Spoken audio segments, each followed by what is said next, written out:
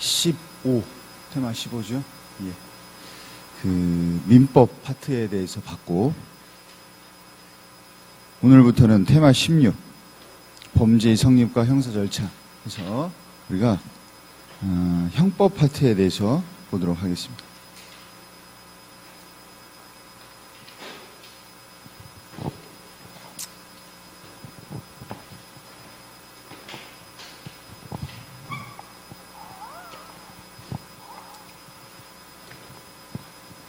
오늘 형법하고 사회법, 우리가 사회법, 노동법하고 경제법 파트하고 국제법하고 오늘 마무리가 됩니다.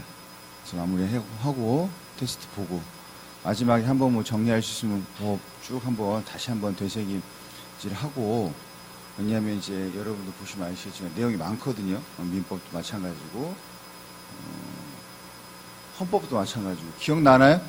기억나요? 저번 주에 한 건가? 저번 주에 한 건가? 기억나요?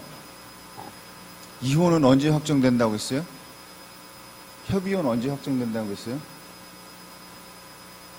그런 말 배운 적 없어요, 저는? 그런 걸 배운 적이 없습니다, 저는. 그런 표정인데? 에? 자, 그러면 다시. 법률은 언제 확정된다고요? 국회에서 알아서 하겠죠. 그냥 우리한테 묻지 마세요. 언제 확정돼요? 그러면 임명동의는 누구한테 하는 거예요? 누구에 대해서 임명동의 할 수 있어요? 자, 불러봅시다 한번. 누구? 국무총리. 국무총리는 이제 중학생도 알고. 자, 이제 그 다음부터 대법관, 대법원장, 헌법재판소장. 가만있어 하죠. 이렇게 5명이죠. 뭐하요? 지금 본인이 알고 있어야지. 자, 이렇게 5명에 대해서 하죠. 5명. 그러니까 오늘도 이제 몇 가지 그런 거 있었잖아요. 뭐 이제 헌법은 누가 제안해요? 누가 제안해? 헌법? 대통령, 국회의원 최적 과반수 누군가 하겠죠. 이게 아니고 그 다음에 제안을 하면 바로 뭐 해야 돼요? 공고해야죠. 공고 며칠 동안? 20일? 꼴랑 20일 하면 국민이 알겠어요? 자, 우리가 외워야 될 것들이 좀 있죠. 많이 있어요, 이번에. 그래서 그런 부분들에 대해서 제가 말씀드렸지만, 당연히 지금 외워도 어차피 지금 외워도 가만히 있으면 한 4개월, 5개월 뒤에는 또 까먹어요.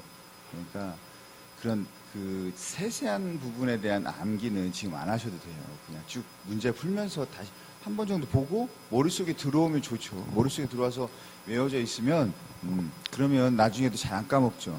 잘 안 까먹으니까 우리가 굳이 외우려고 노력할 필요는 없고 이런 것들에 대해서 포인트를 좀 알고 있고 나중에 문제 풀이하면서 반복을 하면서 좀 집중력을 가지고 다시 한번 항상 찾아봐야 돼.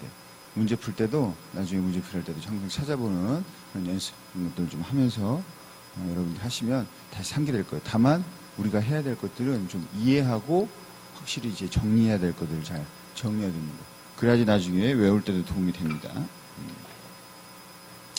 자, 그러면 오늘은 형법 파트입니다. 형법.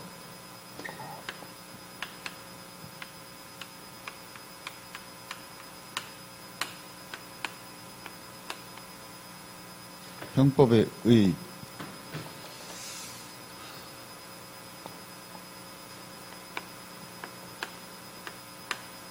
형법의 의 해서 첫 번째 우리가 형법이라는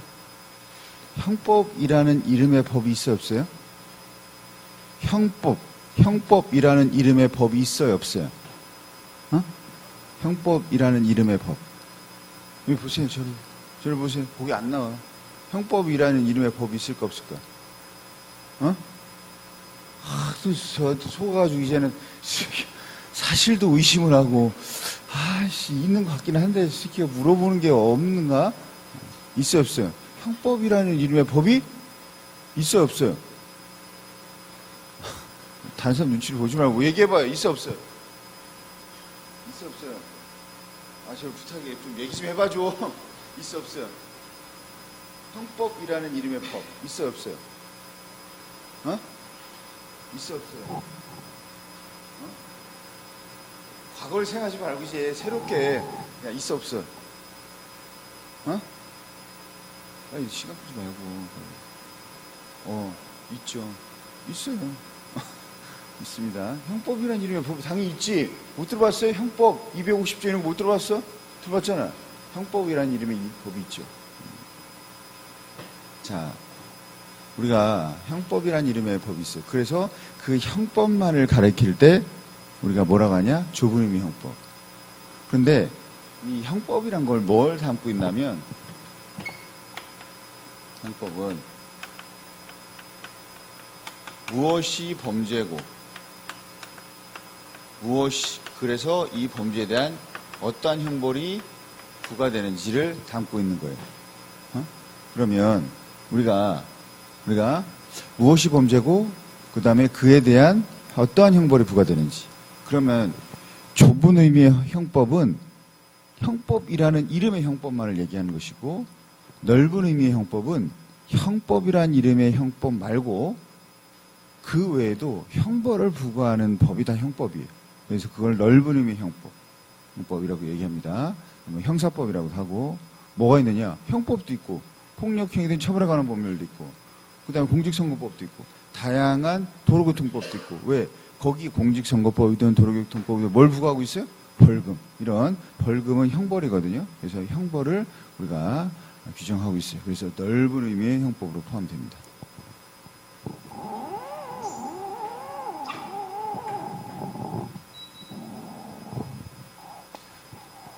그 다음에 우리가 형법은 두 가지 기능을 합니다. 두 가지 기능. 하나는 보호적 기능을 하고, 그 다음 하나는 보장적 기능을 해요. 보장적 기능. 보호적 기능은 뭐냐? 보호적 기능. 형벌이 보호적 기능을 한다고? 보장적 기능은 뭐냐? 형벌이 보장적 기능을 한다고. 보호적 기능. 보호적 기능은 뭐냐면 형벌이 범죄로부터 개인의 자유와 재산을 보호해줍니다. 보호해줘요. 왜? 형벌이 있으니까, 절도죄가 있으니까 다른 사람 물건을 훔치지 않는 거잖아요. 그죠? 만약에 형벌이 없어 봐. 형벌이 없어. 훔쳐도 죄가 안 돼. 그럼 훔칠 거 안 훔칠 거예요? 고민하면 벌써 훔치겠다는 얘기야. 고민하면 훔치지 당연히. 앞에 사람 만약에 때려도 죄가 안 되면 때릴 거 안 때릴 거예요? 때릴 거래. 쓰레기 아니야. 그래도 어쨌든 때릴 거잖아. 어쨌든 때릴 거잖아. 맞잖아. 때릴 거잖아. 훔칠 거잖아. 그죠? 때릴 거죠? 안 때려? 자, 어쨌든 우리가 그래서 형벌이 있으니까 뭘 해요? 범죄로부터 개인의 재산과 신체와 자유를 보호한다. 그래서 보호적 기능. 보장적 기능은 뭐예요? 보장적 기능. 형벌은 누가 내리는 거야? 우리 앞에서 배웠잖아요. 전 시간에. 사법, 공법, 형벌을 누가 내려요? 형벌. 국가. 무건수행하기로 했어요, 이제? 오늘 이번 주부터? 이렇게 조용해요. 자, 보장적 기능. 형벌은 국가가 내린단 말이에요. 국가가. 그래서 우리가 국가가 형벌을 내리는데 형법이 있기 때문에 마음대로 못 한다고. 형법에 있는 대로 우리가 형법에 있는 것만 범죄고 형법에 있는 대로 형벌을 부과하는 거죠. 그래서 국가의 권력으로부터, 형벌권으로부터 뭘 보호해요? 걔네 자유와 재산을 또 보호하죠. 그래서 보장적 기능. 걔네 재산과 자유를 보장한다. 뭐로부터? 국가로부터. 그 다음에 범죄자로부터 보호한다. 자, 그 다음에 형법의 대원칙이 있습니다. 대원칙. 그게 바로 뭐냐면 죄형 법정주의.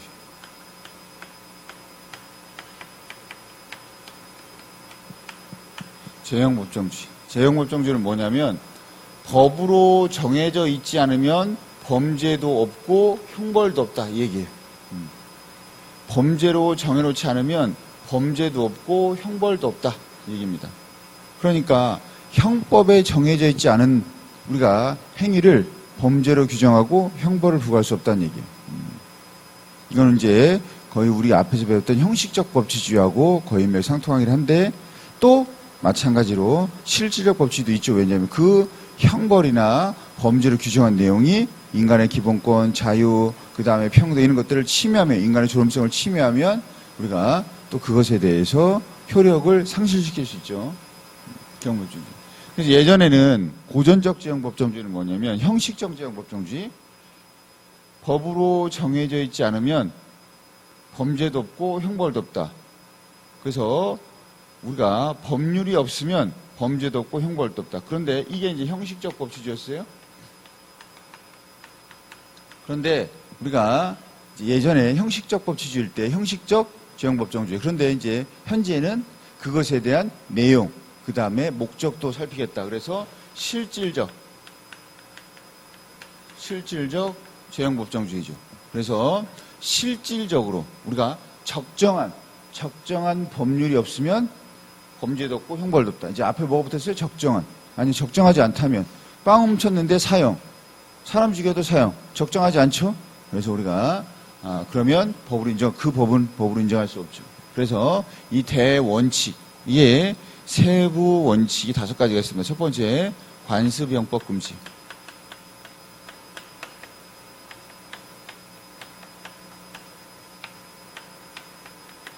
두 번째, 소급표 금지.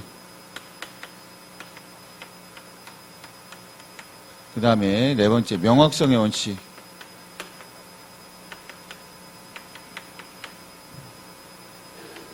네 번째, 균형성의 원칙. 다섯 번째, 우리가 유추해석 금지의 원칙.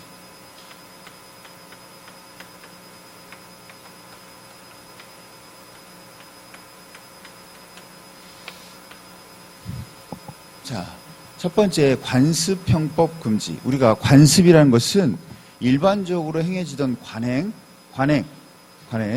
우리가 뭐 예를 들어 우리가 뭐 관습, 관행 더 넓게 하면 풍습이죠.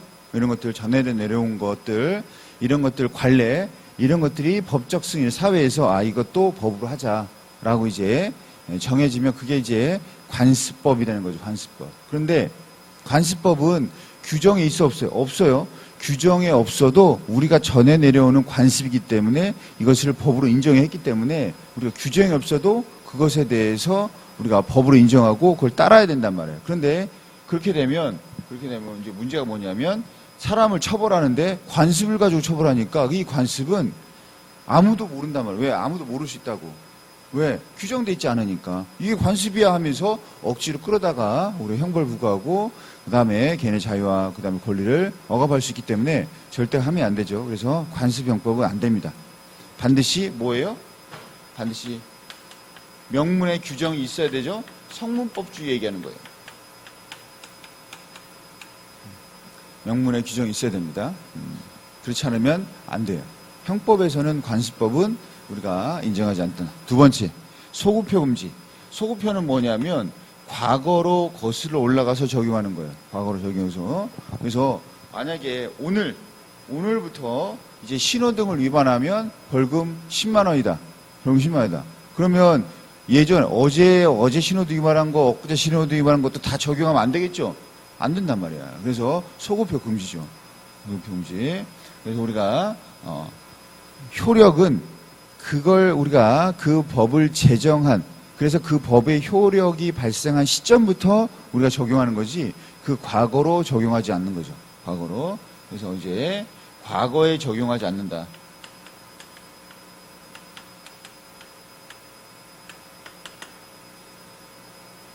그럼 불안하잖아. 언제든지 우리가 지금은 법이 아니었는데, 죄가 아니었는데 나중에 만들어서 죄가 되고 지금 처벌하면 언제 내가 범죄자가 될지 모르죠. 이것은 불안하고 법적 안정성을 깨트립니다. 세 번째, 명확성의 원칙. 명확성의 원칙은 우리가 예측 가능성이 있어야 된다는 얘기예요.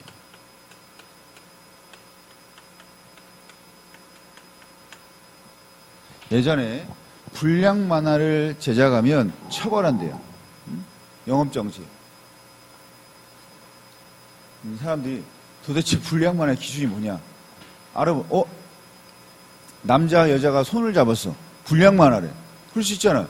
어디 남녀 칠세 부동석인데, 손을 잡냐? 사람을 때렸어, 애가. 폭행을 했어. 이거 불량 만화다. 왜? 폭력 행위를 만화에 집어넣냐? 그래서 뭐가 불량 만화인지가 우리가 예측할 수가 없어요. 그래서 이것은 명확성의 원칙에 반하게 되죠. 합니다. 그 다음에 균형성.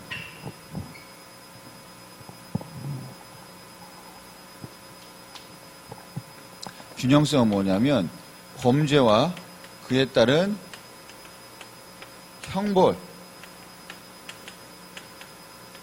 이게 균형이 맞아야 되는 거야. 균형성이라 말고 이거 적정성이라 합시다. 그냥 우리는 원래는 이제 적정성이니까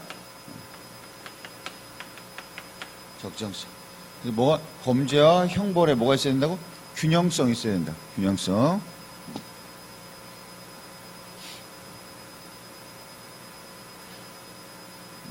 자, 포인트를 얘기하면서 균형성을 써서 원래 재형법정죄는 이제 적정성이니까 그 다음에 유추해석 금지. 유추해석 금지는 뭐냐면 유추해석한 거 추론해서 뭐냐? 지금 범죄를 규정하고 있는 우리가 형벌이 없어요. 즉 뭐냐면 규정이 없어요. 이걸 처벌할 규정이 없는데 유사한 규정을 가져온 거예요. 그래서 처벌한 거죠. 그래서 유사한 규정을 적용한 거죠. 그래서 그러면 안 된다. 규정이 없으면 처벌하면 안 되지. 자, 여러분 얘기했듯이 범죄가 없으면 형벌도 없고 그 다음에 그에 대해서 우리가 범죄도 없고 형벌도 없어요. 그래서 우리가 그 법이 없으면 법으로 정해놓지 않으면 범죄도 없고 형벌도 없습니다. 여러분 세차장에서 차를 훔쳤어요. 뭐예요? 세차장에서 누가 차를 가져갔어요. 뭐예요? 무슨 죄예요? 여러분 다 알고 있잖아요. 무슨 죄? 세차장에서 차를 누가 가져갔어요. 무슨 죄예요? 절도죄. 당연히 절도죄죠. 어떤 사람이 세차장을 지나가는데 내가 꿈에 그리던 차가 있었어. 람보르기니가 빨간색이 세워져 있는 거예요. 그래가지고 내가 평생 타고 싶었던 차인데 갑자기 충동적으로 그 차에 딱 봤는데 안에 키도 있는 거야. 에이씨 하고 타고 왔어. 타고 가지고 차 주인이 왔는데 내 차 어디 갔어요? 그러니까 여기 있었는데 없어진 거야. 그래가지고 도난신고를 했습니다. 도난신고 해가지고 이제 하다가 사적조회 하다가 어떤 사람이 이제 일주일 정도인가 한 10일 정도 있다가 걸렸어. 경찰한테 이제 도난신고되면 번호판이 이제 뜨니까 그래서 이거 누구니 차냐 면허증 달라 해서 아니다. 그래서 경찰에서 이제 현행범으로 체포돼서 이제 경찰서 가서 검사가 이제 기소했죠. 절도죄로. 그래서 판사가 얘기합니다. 야, 이거 왜 훔쳤어? 훔친 이유가 뭐예요? 그러니까 이 사람이 뭐라는 줄 알아요? 여러분 절도죄는 어떻게 돼 있냐? 타인의 물건 정확한 법의 규정이에요. 타인의 물건을 절취한 자 이렇게 돼 있어요. 그러면 일단 타인의 물건이어야 되고 내게 아니어야 되죠. 지갑이냐고 훔쳤는데 알고 보니까 내 지갑이야. 내가 놓은 지갑이야. 그럼 절도죄가 아니지. 타인의 물건인데 아버지 지갑 훔치면 어떻게 돼요? 절도죄자 쓰레기죠, 이 새끼. 쓰레기. 자, 그 다음에 타인의 물건이에요. 그래서 타인의 물건이지, 타인의 자동차니까.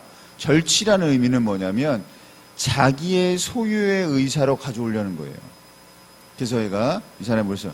이거 왜 훔쳤어요? 훔쳤다는 얘기는 자기 소유로 가져온다는 거죠. 그러니까 이 사람이 뭐라고 할게요? 뭐라고 할게요? 예? 뭐라고? 자기 차라고? 다른 사람 차인데 이게 내 차에 있으면 그거지. 새끼 또라이 아니야 이거지. 판사가 뭐라고 할게요? 뭐라고 할 거예요? 왜 훔쳤어요 그러면? 본인이 훔쳤어요. 왜 훔쳤어요 그럼 뭐라고 할 거예요? 뭐라고 할 거예요? 아, 죄송합니다 할 거예요? 자, 죄송합니다 하면 시인한 거잖아요. 이 사람 뭐라는 줄 알아요? 안 훔쳤는데요? 그러니까 판사가 이 새끼 뭐지? 이 새끼 뭐지? 안 훔쳤는데, 그러니까 아니 그걸 타고 가셨잖아요. 그러니까 안 훔쳤어요. 그래서 판사가 이 순간에, 판사는 역시 이제 사법시험을 봤잖아. 사법시험, 아니 검사도 받겠지만 그리고 많은 경험을 했잖아. 그래서 아, 얘가 좀 뭔가를 아는구나. 왜냐면 타인의 물건을 절취했을 때는 자기 소유 의사라고 해야 돼, 훔쳐야 되는데 그걸 회피하고 있네. 그래서 자기의 소유의 의사라고 가지고 올 생각이 있으면 되는 거야. 미필적고이라고 들어봤잖아. 어쨌든 자기의 소유로 가지고 올 의사가 있으면 돼. 그래서 돌려서 봐봐, 뭐라고 얘기했냐. 아, 그러면 그래요, 훔치진 않았구나, 안 훔친 거죠. 그런데 차를 갖고 싶기는 해요? 했죠. 그런 거 갖고 싶었어요. 그럼 내 소유 의사가 있는 거거든. 그래서 그러면 그 차가 갖고 싶었나 봐요. 그죠? 그러니까 아니요. 씨, 이거 뭐야 이 새끼. 아니요. 그러니까 왜 가져갔어요? 그러면 그냥 타다 돌려주려고 했어요. 야, 순간 왜? 이 사람은 소유의 의사가 없어. 왜? 타다 돌려주려고 했는데. 그래가지고 판사가 아, 그래도 가져갔을 때는 본인이 갖고 싶었던 거 아니에요? 그러니까 아니에요, 안 갖고 싶어요. 타다 돌려주려고 했어요. 절도죄 성립 안 돼. 성립 안 되죠. 그래서 검사한테 이 사람 절도죄가 아니잖아요. 그래서 뭐예요? 끝내야죠. 무죄.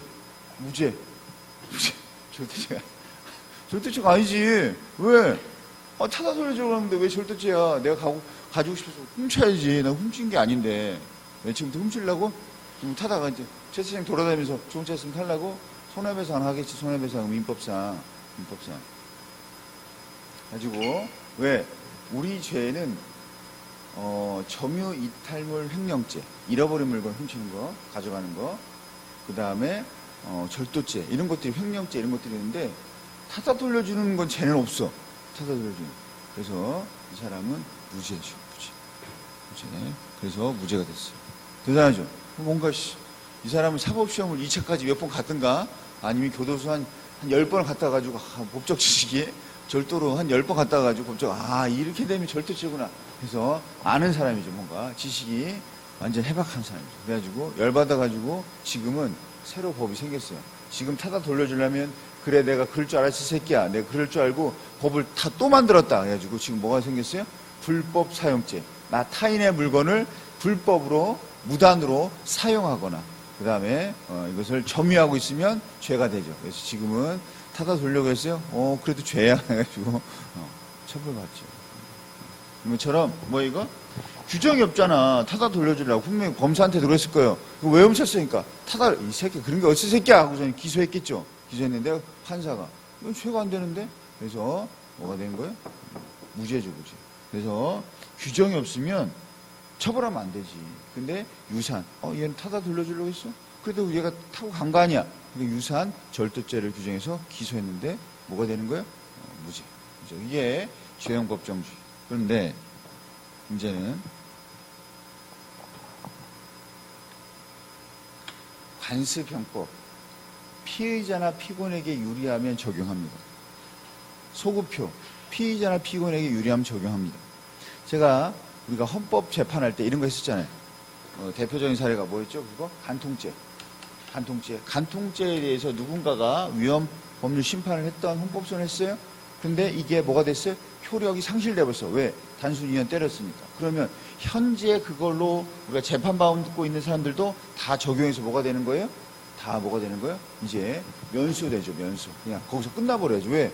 이제 이건 죄가 아니잖아. 그러면 이전에 했던 우리가 이것이 단순위헌 때리면서 효력이 상실된 이전의 간통죄에 대해서 우리가 처벌받거나 아니면 재판한 경우도 다 소급 적용하죠. 유리하면. 그래서 다 뭐가 되는 거? 무죄가 되니까 재판이 끝나버려야죠. 중간에 재판이 끝나는 거 우리가 면소됐다 이렇게 얘기를 하기도 합니다. 그래서 이런 것들. 그 다음에 유추해석 유리하면 적용합니다. 비슷한 것을 적용했을 때 형량이 줄어들거나 아니면 무죄가 되면 적용합니다. 유리하면 피의자에게, 유리하면 적용합니다. 왜? 형벌이란 것은 가장 우리가 강력한, 국가가 할 수 있는 가장 강력한 제재이기 때문에 우리가 함부로 하면 안 된단 말이에요. 최소한으로 해야지, 최소한으로. 왜? 생각해봐. 제가 처벌을 했어. 처벌했는데 만약에 살인죄로 처벌했는데 만약에 살인죄가 아니었어. 그러면 이걸 되돌릴 수가 없다니까. 그 사람의 형벌에 부과돼서 우리가 지나간 시간, 고통, 그 다음에 그걸 되돌릴 수도 없어. 그 사람, 이 사람 살인죄가 아니에요 라고 얘기해도 사람들 안 믿을 수 있단 말이에요. 그렇기 때문에 우리가 최소한으로 신중하게 해야 되기 때문에 유리하면 적용합니다. 그 다음에 범죄의 성립.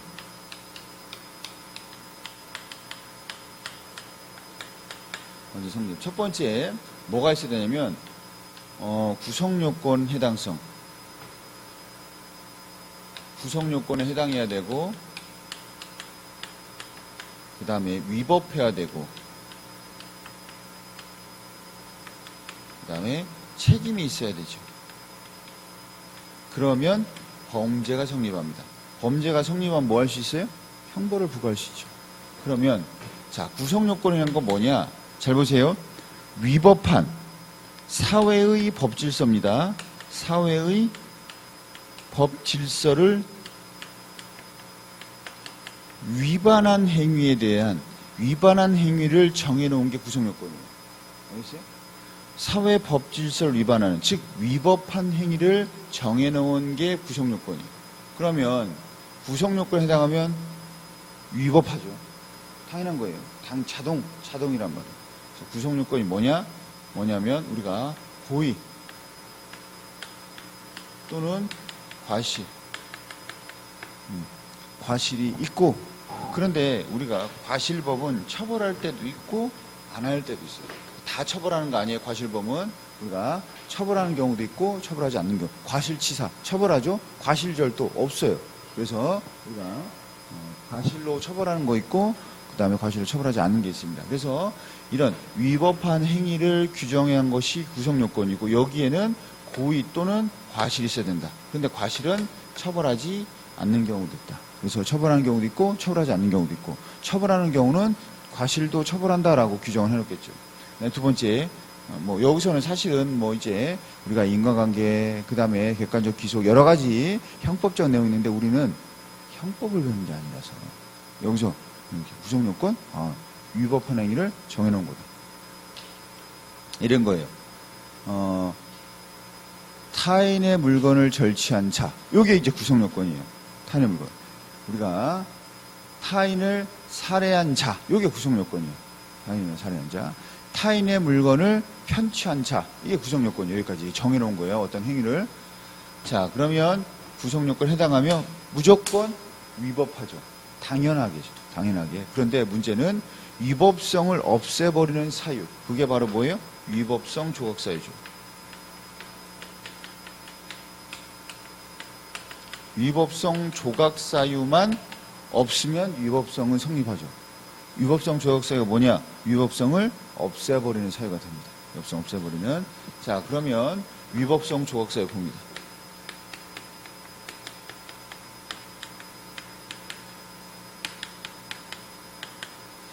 첫 번째, 정당방위. 그 다음에 정당행위. 그 다음에 긴급 피난부터 갑시다. 긴급 피난. 그 다음에 자구행위.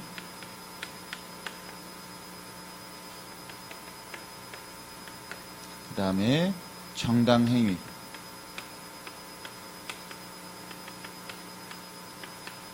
피해자의 승낙.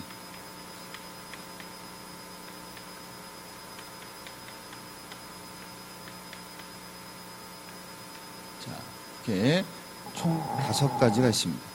우리가 정당방위는 언제 하는 거냐? 언제 우리가 부당한 침해가 있을 때, 우리가 이걸 부정 또는 부당 또는 위법한 침해, 똑같은 말입니다. 부당한 침해가 있을 때, 두 번째, 자기 또는 타인, 자기 또는 타인의 우리가 생명이나 신체나 아니면 우리가 재산에 부당한 침해가 있을 때, 그 다음에 현재 일어나고 있어야 돼. 현재. 어제 일어난 일 때문에 정당방위할 수 없고, 내일 일어날 것 같아서, 얘가 내일 때릴 것 같아서 오늘 미리 때린다 내가. 안 되는 거죠. 그럼 맨날 다 때려놓고 정당방위 때렸다. 내일 얘가 때린다. 그래서 안 됩니다. 그래서 어제 때렸어요. 엊그저께 때렸어. 그래서 오늘 가가지고 때리면 안 되죠. 몰래. 그럼 정당방위가 아니지. 3년 전에 고등학교 때 맞았어. 그래가지고 열받아가지고 지나가. 죽었으면 이제 살인죄가 될 것이고, 살인 미수죄, 뭐 이런 식으로. 야구방으로 치면 죽을 수 있으니까. 자, 이게 정당방위입니다. 부당한 침해, 자기 또는 타인의 법익, 그 다음에 현재 일어나고 있어야 되고, 상당한 이유가 있으면 되죠. 사회통념 일반적으로, 그 정도 할 수 있다. 당연하지, 그러면. 그 다음에 긴급피난은, 이건 뭐니? 위난이 있어야 돼, 위난. 갑자기 트럭이 나한테 달려든다. 날 죽이려고 달려드는 것이 아니고, 뭐 브레이크가 고장나든지 나한테 달려든다. 그러면 피해야 되니까, 피하려고 옆으로 돌다가 옆에 있는 사람을 쳤다. 그래서 다쳤다. 그러면 그건 범죄가 아니죠. 아니면 달려드는 개가 부당한 개가 있어요? 위법한 개. 이 개는 착해. 이 개는 나쁜 개야. 있어요? 이 개는 도덕적인 개. 이 개는 나쁜 개 있어요? 다 똑같이 본능적으로 하잖아. 개새끼가 그냥 다 물려고 하는 거지. 그냥 본능적으로. 그래서 나쁜 개, 좋은 개, 도덕적인 개. 이 개는 윤리적인 개야. 그런 게 있어요? 걔가 윤리적인 게? 걔가 물려들어. 그럼 어떻게 해야 돼? 물려야 돼? 도망가야 돼? 도망가야지. 제가 걔를 무서워해요, 걔는 제가 조그마한 이렇게 아주 막 이런 거 있잖아요. 푸들이나 이런 거, 이런 애들가 와도 나도 모르게 발로 차려고 해. 아이고, 나도 모르게. 걔 무섭다니까, 걔가. 그래서 나도 모르게 발로 차려고 하고, 그리고 나도 모르게 도망가려고 해. 예전에 휴게소에서 전기차를 빨리 충전해야 되는데, 휴게소 딱 내렸는데, 전기차를 충전하는 그 근처에 개가 그냥 서 있는 거예요. 개가 크진 않은데 왠지 무서워서 여기서 전기 충전하지 말고 다음 휴게소 해야지. 다음 휴게소. 개가 무서워. 왜냐면 어렸을 때 개한테 놀랬거든요. 그래서 그런 트라우마 때문에 개만 오면 왜냐면 물려고 달려들었거든요. 그래가지고 이제 놀라서 도망갔단 말이에요. 그래서 나한테 오면 항상 그 개새끼는 나한테 물려보는 것이다라는 생각이 나의 머릿속에 박혀있어요. 그래서 아무리 조그만 개, 귀엽게 생겨도 나한테 달려오잖아요. 나한테 물려고 하는구나. 나한테 이 생각부터 하는 거야. 그래서 발로 차려가면 저 새끼 뭐야 저거. 왜 얘를 발로 차려고 그래. 그래서 나도 모르게. 그래서 주인이 하지 않으면 나도 모르게 막 욕하고 있다니까 걔한테. 뭐야 이 새끼. 가 이 새끼. 왜 발로 차려고 하고 있다니까. 어렸을 때. 제가 그 배에 놀래서 눈도 이렇게 살짝 이렇게 놀라면 이렇게 근육이라든지 놀래서 안구 근육에서 여러분 알죠 그거 사시 알아요? 그게 있었죠. 그래서 제가 이분을 보고 얘기하는 것 같아도 이 사람을 보고 얘기하는 거죠. 이렇게 사시. 지금은 다 거의 고쳐졌는데 예전에 어렸을 때 좀 있었죠. 이제 교정하고 왜 개 놀래서. 그리고 제가 제일 빨리 달렸던 적이 있어요. 세상에서 제일 빨리 달렸어요. 제가 6학년 때인가, 이렇게 확 친구하고 이제 이렇게 술래잡기 하다가 골목길을 딱 들어갔는데, 그냥 뭐 동네 개들 있잖아요. 두 마리가 있는 거예요. 근데 날 보더니, 날 딱 눈이 마주쳤어야 하더니 막 짖더라고. 그래서 내가 가만히 있었죠. 가만히 있었는데, 갑자기 막 하다가 나한테 달려들더라고요. 지금 엄청 빠르게. 그때 내가 볼 땐 100m 한 10초 뛴 것 같은데 초인적으로 달렸으니까. 그 전에 제가 7살 때인가 그때 걔한테 놀래고 그때도 한번 초인적 힘을 발휘해요. 그래서 걔가 오면 무조건 저 새끼는 날 물러온다. 이런 생각을 무조건 갖게 됩니다. 그래서 걔가 오면 나도 모르게 발로 차려고 해야죠. 큰 개는 근처도 안 갑니다. 큰 개는 근처도 안 가요. 옛날에 김보성이라는 사람 알죠? 김보성 알아볼래요? 의리 하는 친구 김보성이 닭을 그렇게 무서워한대요. 옛날에 풀어나와서 만약에 건물 옥상에 닭하고 나 둘이 있다 그러면 그냥 뛰어내린대 그냥 건물에서 뛰어내린대 그냥 같이 못 있겠다 나는. 닭이랑 같이 있니? 5층 건물에 막 옥상에 닭이랑 같이 있다 어떻게 하겠냐? 닭이 나한테 막 푸닥거리고 달려온다 그러면 닭이 뛰어내린대 그냥. 닭이 그렇게 무섭고 같이 있기 싫다. 자, 그 다음에 그래서 위난 그럼 어떻게 돼요? 그 다음에 자기 또는 타인의 법이 현재 일어나야 되고 여기도 상당한 이유가 있어야 되고 근데 상당한 이유를 해석하는 게 좀 다른데 그건 우리가 뭐 경찰이나 이런 검찰이나 이렇게 법에 대해서 배우는 사람들 우리는 뭐만 구분하면 돼요? 요거 부당한 침해냐 위난이냐 이것만 구분하시면 됩니다. 그 다음에 자구행위는 자신의 청구권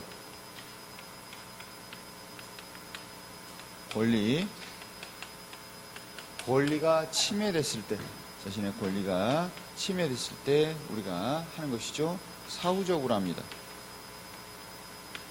자신의 청구권이 형성된 다음에 하는 거니까 사후적으로 합니다. 예를 들어 자신에게 1억을 빌린 사람이 몰래 해외로 도주하면 그 사람 잡아서 경찰서 가야죠. 가는 과정에서 멱살 잡다 좀 다쳤다. 결과상을 입었다. 그 정도는 우리가 자구행위로 형벌로 규정하지 않는다. 형벌을 부과하지 않는다. 범죄를 규정하지 않는다.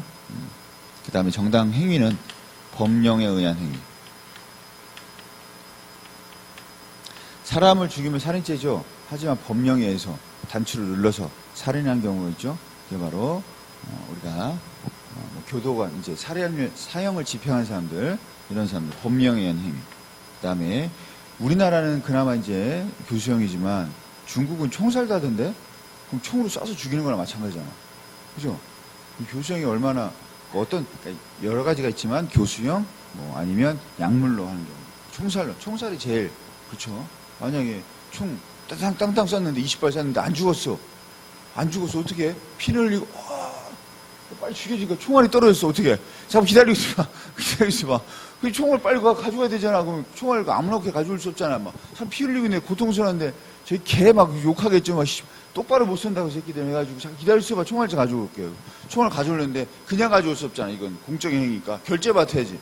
결제 피 흘리고 아픈데 결제 받고 해가지고 결제 받아서 총알 가져오려는데 점심시간이라 밥 먹으러 간대. 관리한 사람이 그럼 이제 점심 먹고 돌 때 전화 몇 시간 동안 그럴 수 있잖아. 그러니까 위험하죠. 교수형. 그 다음에 업무상행위.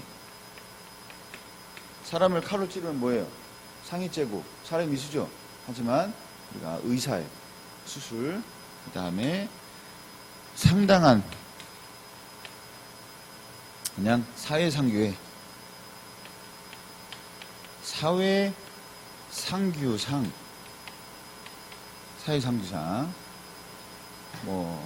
사회의 규범이나 풍습이나 이런 관행이라든지 풍속이라든지 이런 사회상규상 법이 되지 않는다. 사회상규에 반하지 않을 때. 사회상규에 반하지 않을 때. 그걸 법이라고 할 수 없다. 사회상규에 반하지 않는 행위다. 그럼 이런 것들은 뭐가 있습니까? 이게 여기에 포함되는지 안 되는지 법관이 결정하죠. 법관이. 여러분이 사법시험 볼 거면 하셔도 됩니다. 자, 그 다음에 피해자의 승낙은 잘 안 나옵니다. 왜? 피해자가 승낙해도 벌이 되는, 처벌하는 경우. 피해자가 승낙해도 우리가 범죄가 되는 경우 있고, 그 다음에 범죄가 되지 않는 경우. 피해자가 자기 이제 돈이 있어요. 돈 3,000원. 야, 이거 가져가. 300만원. 이거 가져가. 피해자 승낙. 절도죄 아니죠? 피해자가 나 죽여줘. 총으로 쏘면 촉탁 살인죄죠. 살인죄. 그래서 우리가 피해자의 승낙은 승낙하면 되는데, 문제는 그래도 승낙하면 처벌하지 않는 경우도 있지만 처벌하는 경우도 있어서 잘 나오진 않습니다. 다음에 자, 위법성 조각사유가 없으면 위법성 있는 거예요. 구성요건 해당하면 위법성 있는데 혹시라도 있는가 봤는데 해당 안 돼요. 그러면 위법성 있죠. 그 다음에 마지막 책임입니다. 책임은 비난 가능성입니다. 비난 가능성. 자, 그러면 비난 가능성이 없는 경우도 있죠. 그게 바로 책임 조각사유입니다.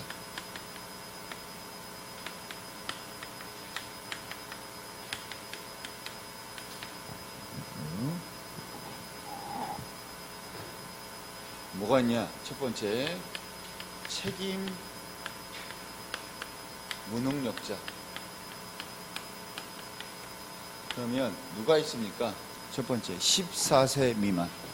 항상 법에서는 만이라고 했어요. 만. 14세 미만. 14세 미만은 책임이 없어요. 책임 무능력자, 책임 능력이 없어요. 그러니까 범죄가 성립되지 않죠. 그 다음에 두 번째, 심신상실자. 배웠죠? 배웠죠? 뭐예요? 정신병자. 완전히 맛이 가신 분. 그 다음에 그가 만취자. 완전히 필름이 끊겨서 완전히 제정신이 아니신 분. 자, 이 사람이 책임 무능력자. 그 다음에 강요된 행위.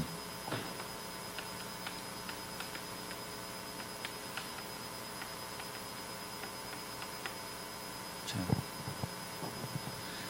그 강요된 행위 보면 뭐라고 되어 있어요? 잘 보시면 강요된 행위 뭐라고 되어 있냐?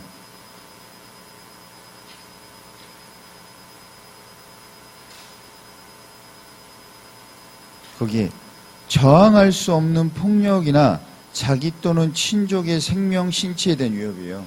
자기 또는 친족이에요. 자, 예를 들어서 이런 겁니다. 자기 또는 친족의 신체나 그 다음에 신체나 그 다음에 생명, 위협이 있는 경우 저항할 수 없는 거. 자, 누군가 전화했어요. 은행 가서 10억을 훔쳐오지 않으면 너의 자식을 죽이겠다. 네, 알겠어요. 근데 전화한 게 뭐예요? 너 10억 훔쳐오지 않으면 네 아들 죽이겠자. 아들이 유치원 다니거든요. 유치원 7살이에요. 유치원 친구가 전화해서 7살 유치원 친구 7살애가 아빠한테 전화해서 네 아들을 죽이겠다 해서 무서워서 10억 훔쳤다. 저항할 수 없는가? 7살애가 전화했는데 너 누구지? 그런데요. 이 새끼 장난치고 쓰면 되는데 무서워요. 알겠어요. 그래서 훔치면 지가 훔치고 싶은 것도 훔쳐 그냥 지가 저항할 수 없는 분. 그 다음에 친족. 예를 들어서 당신의 아들을 10억 훔쳐오지 않으면 당신의 아들을 죽이겠다 그러면 어떻게 돼요? 훔쳐와야죠. 어쩔 수 없네요. 저 못 훔쳐요. 죽여주세요. 이런 사람 없잖아. 훔쳤어. 비난할 수 있어 없어요? 자기 아들의 생명을 훔쳤어. 비난할 수 있어 없어요? 비난할 거예요? 아니죠. 없지 당연히. 어떻게 해. 당신의 아버지를 죽이겠다.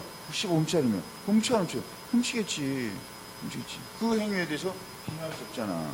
그래서 자신의 생명 또는 자신 또는 친족이에요. 근데 친족. 그래서 보통 가족으로 나오죠. 근데 친족은 사실은 우리 민법 배웠잖아요. 친족이 뭔지 알아요? 8촌의 혈족, 4촌의 인척이에요. 그러면 은행 가서 10억 훔쳐오지 않으면 네 7촌 아저씨를 주겠다. 누구신데요? 7촌 아저씨 새끼야? 그러니까 누구신데요? 그러니까 누구 이름이 어떻게 되죠? 누구시 새끼 몰라? 그러니까 잘 모르게 기억이 안 나. 빨리 훔쳐. 그러니까 누구신데니까 7촌 아저씨면 네 아버지의 새끼야. 자식의 형제의 자식이 누군데? 누군데요? 누군지 알아야 훔치죠. 여러분 8촌이잖아요. 8촌이면 누구냐면 여러분 사촌 조카 알죠? 이모의 아들 이모 있어요? 이모의 아들 있죠? 그게 사촌이에요. 그럼 그 아들의 형제가 사촌 8촌이에요. 이모 사촌의 아들의 형제가 뭐가 되는 거예요? 아들의 형제의 아들이 8촌이라고. 누군지 알아요?